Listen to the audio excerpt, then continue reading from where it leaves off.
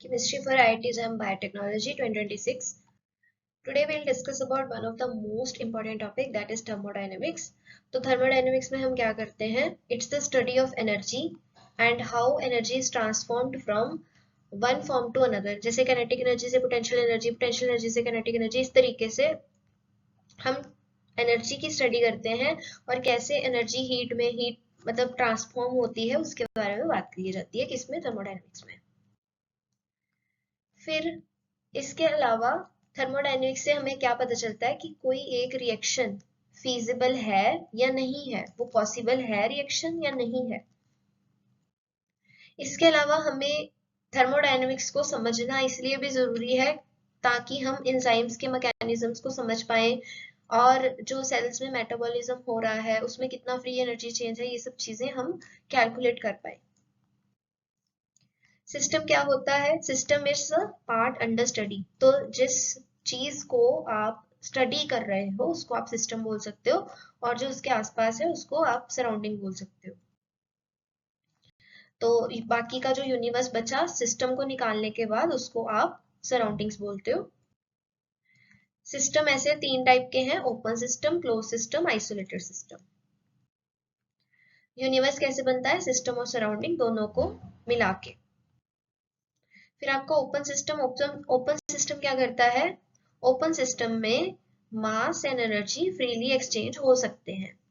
मास अंदर आ सकता है, मास बाहर जा सकता है, एनर्जी अंदर आ सकती है, एनर्जी बाहर जा सकती है।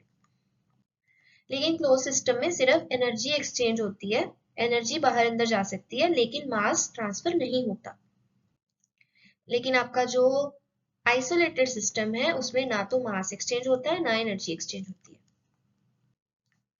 एग्जाम्पल है आपका जो सेल है, सेल एक ओपन सिस्टम है। ऐसे अगर आप एक सील्ड फ्लास्क की बात करो, सील्ड फ्लास्क एक क्लोज सिस्टम है। अब स्टेट फंक्शंस क्या है? स्टेट फंक्शंस ऐसे फंक्शंस हैं जो कि इनिशियल एंड फाइनल स्टेट के ऊपर डिपेंड करते हैं और उनका पाथ से कोई लेना देना नहीं है। एग्जाम्पल जैसे कि इंटरनल एनर्जी, इंथैल्पी, ये जो क्वांटिटीज हैं ये स्टेट फंक्शन है। हीट एंड वर्क ये स्टेट फंक्शन नहीं है, ये आप इनिशियल स्टेट से फाइनल स्टेट तक कैसे पहुंचे, कितने स्टेप्स लगे उसमें, वो किस तरीके से गए आप, मतलब ये पाथ के ऊपर डिपेंड करते हैं।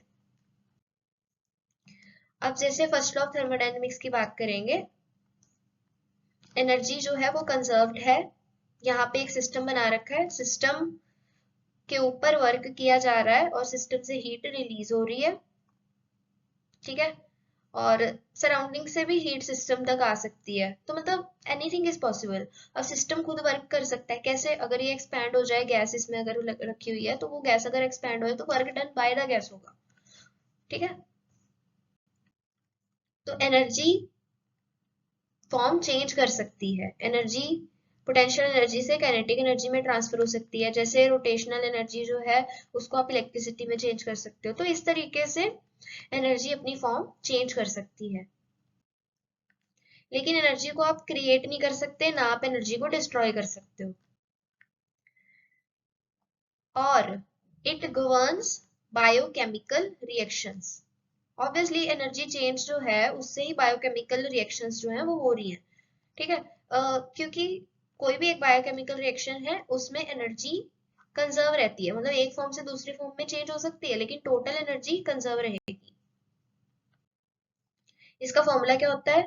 Delta U is equal to heat plus work done. तो मतलब चेंज इन इंटरनल एनर्जी क्या हुआ?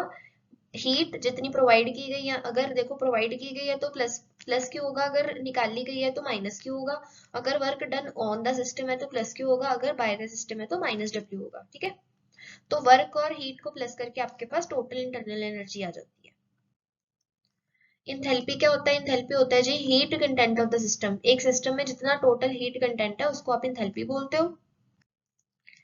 फिर it is useful for reaction at constant pressure. तो कांस्टेंट प्रेशर पे जो टोटल इंटरनल एनर्जी का चेंज होता है उसको उसी को ही आप इंथैल्पी बोल देते हो। और ये इंटरनल एनर्जी से रिलेटेड है, रिलेशन क्या है? कांस्टेंट प्रेशर पे मेजर किया जाता है। फॉर्मूला इसका देखो क्या है, enthalpy is equal to internal energy plus PV. PV क्या है? Work done, pressure volume work done. और डेल्टा एच को आप इस तरीके से भी लिख सकते हो, Q इंटू पी, मतलब Q इंटू पी मतलब इस तरीके से, ये सब स्क्रिप्ट में है। QP मतलब हीट एट कांस्टेंट प्रेशर। फिर हम एंट्रोपी की बात करेंगे। एंट्रोपी क्या है? रैंडमनेस है या डिसऑर्डर का मेजर है। जैसे अगर आपने अगरबत्ती जलाई तो वो ऐसे बहुत सारे पार्टिकल्स हवा में फैल गए, तो वो डिसऑर्डरनेस है, ठीक है, रैंडमनेस बोल सकते हो उसे। और जो एंट्रोपी है, अगर कोई स्पॉन्टेनियस प्रोसेस है, जो अपने आप होने वाली प्रोसेस है, जैसे फॉर एग्जांपल पहाड़ है, पहाड़ के ऊपर से पानी अपने आप गिरेगा ना, तो it is a spontaneous process. तो स्पॉन्टेनियस प्रोसेस में क्या होता है? एंट्रोपी इंक्रीज होती है। ज्यादा डिसऑर्डर होगा तो ज्यादा एंट्रोपी होगी। फॉर्मूला इसका क्या है? Delta S is equal to Q reversible divided by temperature. अब सेकंड लॉ ऑफ थर्मोडायनेमिक्स की बात करते हैं। सेकंड लॉ ऑफ थर्मोडायनेमिक्स बोलता है total entropy of the universe increases, मतलब यूनिवर्स की टोटल जो रैंडमनेस है वो हर रिएक्शन के साथ बढ़ती जाती है। तो मतलब ओवरऑल यूनिवर्स की जो रैंडमनेस है वो हमेशा इंक्रीज होती है। और इससे एंट्रोपी से हमें क्या पता चलता है? डायरेक्शन ऑफ द प्रोसेस पता चलता है। अगर मान लो S से P बन रहा है, और P से S भी बन सकता है, लेकिन हमें इसके लिए बहुत ज्यादा एनर्जी देनी पड़ेगी, तो ये वाली रिएक्शन स्पॉन्टेनियस है। क्यों स्पॉन्टेनियस है? क्योंकि इसमें रैंडमनेस ज्यादा बढ़ेगी। तो जिस जिस मतलब जिस भी डायरेक्शन में रैंडमनेस ज्यादा बढ़ रही है उसी को हम आप स्पॉन्टेनियस बोलते हैं। तो एंट्रोपी मेजर करने से हमें प्रोसेस की डायरेक्शन पता चल जाती है। फिर ये हमें इरिवर्सिबिलिटी को एक्सप्लेन करता है। यूनिवर्स का डेल्टा एस ऑलवेज पॉजिटिव होता है स्पॉन्टेनियस प्रोसेसेस के लिए, क्योंकि हमेशा डेल्टा एस बढ़ेगा। गिव्स फ्री एनर्जी क्या है? गिव्स एनर्जी हम एक टर्म यूज करते हैं, किस लिए यूज करते हैं? क्या? ताकि हम रिएक्शंस की स्पॉन्टेनिटी को बता सके। तो अगर डेल्टा जी नेगेटिव है तो हम बोलते हैं रिएक्शन स्पॉन्टेनियस है। अगर डेल्टा जी पॉजिटिव है तो अगर डेल्टा जी नेगेटिव है तो हम बोलते हैं स्पॉन्टेनियस है, अगर पॉजिटिव है तो नॉन स्पॉन्टेनियस। तो इससे ये डेल्टा जी कैसे बनता है? एंथैल्पी एंड एंट्रोपी के इफेक्ट्स को कंबाइन करके हम बताते हैं एक क्वांटिटी, जिसको हम बोलते हैं गिव्स फ्री एनर्जी। फॉर्मूला इसका क्या है? ये एंथैल्पी लगा दी, टेम्परेचर और एंट्रोपी। अगर ये नेगेटिव है तो रिएक्शन स्पॉन्टेनियस है, अगर पॉजिटिव है तो नॉन स्पॉन्टेनियस, अगर जीरो है तो रिएक्शन इक्विलिब्रियम पे है। अभी अगर आप इस तरीके से हमारे साथ सारा सिलेबस कंप्लीट करना चाहते हैं तो आप साइबर्स का IIT JEM BT 2026 crash course join कर सकते हैं। इसमें आपको डेली चैप्टर वाइज लेक्चर्स मिलेंगे, हर लेक्चर के बाद क्विजेस मिलेंगे, IIT JEM लेवल के उसमें क्वेश्चंस होंगे, नेट MSQ MCQ सब कवर होगा इसमें, और आपको जो एक्सेस है वो एग्जाम तक मिलेगा। इस कोर्स का जो MRP है दैट इज 4250, लेकिन सेलिंग प्राइस 2311 है। लेकिन अगर आप ये कूपन कोड जैम पावर 1322 लगाते हैं 11 से 20 दिसंबर तक ये कूपन वैलिड है, तो आपको ये कोर्स सिर्फ 1322 में मिलेगा। तो आप जल्दी से जाके इस जो डिस्क्रिप्शन है उसमें लिंक प्रोवाइडेड है, तो आप उस पर जाके क्लिक करिए एंड इस कोर्स को बाय करिए। इसके अलावा 21 से 28 तक जैम बूस्ट 1589 कोड लगा के आप 1589 रुपीज का कोर्स परचेज कर सकते हैं, एंड जैम लास्ट 1961 से 1961 रुपीज का, ठीक है। तो अर्ली बायर्स को ज्यादा डिस्काउंट मिल रहा है, तो मैं तो यही कहूंगी कि आप जल्दी से जल्दी इस ऑफर का फायदा उठाएं ताकि आपको मैक्सिमम डिस्काउंट मिल सके और आप अपनी प्रिपरेशन को अच्छे से कर पाए। अभी हम IIT JEM का PYQ करेंगे जो कि 2025 में ही आया है थर्मोडायनेमिक्स से। तो क्वेश्चन क्या है? Which of the following condition is correct for free expansion of an ideal gas under adiabatic condition.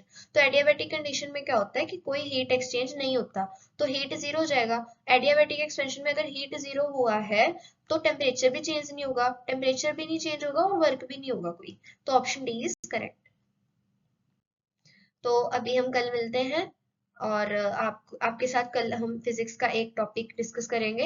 Daily आपकी साइबर चैनल पे 4 बजे वीडियो आती है, तो आप जरूर देखिए। IIT JEM PT 2026 को हम टारगेट कर रहे हैं, इस सीरीज के थ्रू आपकी अच्छे से रिवीजन हो पाएगी, और साथ में हम PYQs भी डिस्कस कर रहे हैं, तो इट इज अ बून।